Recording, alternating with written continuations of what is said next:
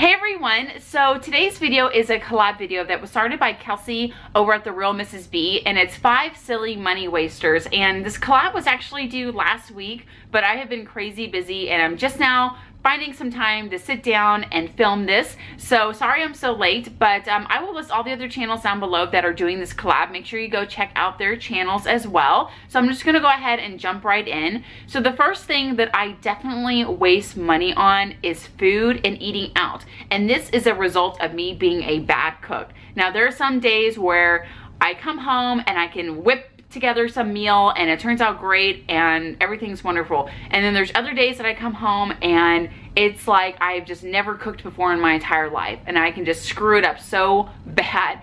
And me being a bad cook makes me be a money waster because there'll be a recipe that I find like on Pinterest, for example, and I'm like, oh, this looks really great. And so I put it on my monthly meal plan and I list all the ingredients out on my grocery shopping list, and I'll go to the grocery store and I'll buy all the ingredients and I'll come home and I'll put it all in the crock pot, and when it's time to eat it, it's just so gross. And I'm like, I don't know if it's me or if it's the recipe. Like, I think the last time that something just turned out so disgusting and I don't know why it was so gross was, it was called orange chicken and it was on Pinterest, and it's like the 3 ingredient where it's like orange jelly or something. It's some kind of like jar of orange jelly and then a bottle of barbecue sauce and then like some soy sauce and some chicken. And it's supposed to make this really awesome orange chicken crock pot recipe, and it was just so gross. And so I waste money on the ingredients because it's like we don't even want to eat it because it's just so nasty. And then it's kind of like, okay, well, let's just go to Whataburger because now we're so far into dinner that everybody's starving.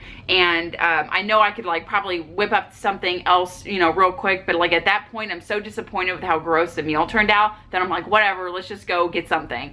And so it's like I waste money on the food that I bought at the grocery store, and then I waste money going out to eat. So that's definitely the biggest thing that I struggle with when it comes to wasting money. Okay, so the second one, and this isn't really something I struggle with, but it's more my husband, it's iPhone cases. My husband can go through like 10 iPhone cases a year, and I kind of don't understand it. And maybe it's just because he's a boy and he's a little bit more rough with his cell phone, but I can buy a cell phone case and it'll last me until I need to replace the cell phone. But my husband, for some reason, it's like every few months he'll come to me and he'll show me his cell phone case and it's all busted up and how he needs to get a new one. And it's not like we're buying the cheap ones. I mean, he's buying like the life-proof ones or this or that, or you know, whatever the like nice ones are. And it's like, it doesn't matter. It's like he just kind of goes through them, he'll break them, they'll start to become too loose and they won't stay on the cell phone. And so it must be something with just him just being kind of rough with his cell phone, which I guess for girls, you know, we keep our cell phone in our purses and they're kind of tucked away, and guys kind of have to carry them in their back pockets and they're probably sitting on them and dropping them and all that stuff. So iPhone cases is definitely something that we waste money on. So the third one is cable. Now we don't have cable anymore. We canceled it about 2 years ago, but when we did have cable, I started to realize how much of a money waster it was, because we would pay, you know, anywhere from 100 to 130 bucks a month for, you know, the full package of all the channels and HBO and all that stuff. And life has become so busy the last 5 years since having children and going back to school and my husband going back to school, that I just realized one day that we were just never watching TV. And when I did watch TV, honestly, it was just a bunch of junk. And there would be nights when like I would feel almost like obligated to kind of sit down and force myself to watch TV because I'm like, well, we're paying for it, so you know, I need to like take advantage of it.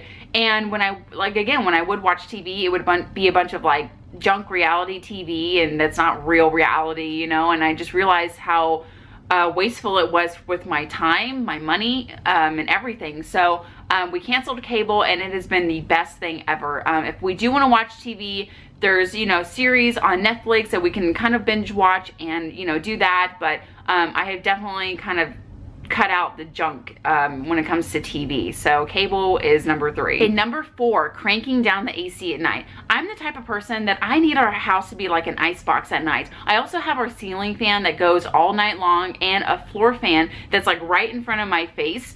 I don't know what it is, but it's like I just cannot sleep if I feel like the house is just a tad bit warm.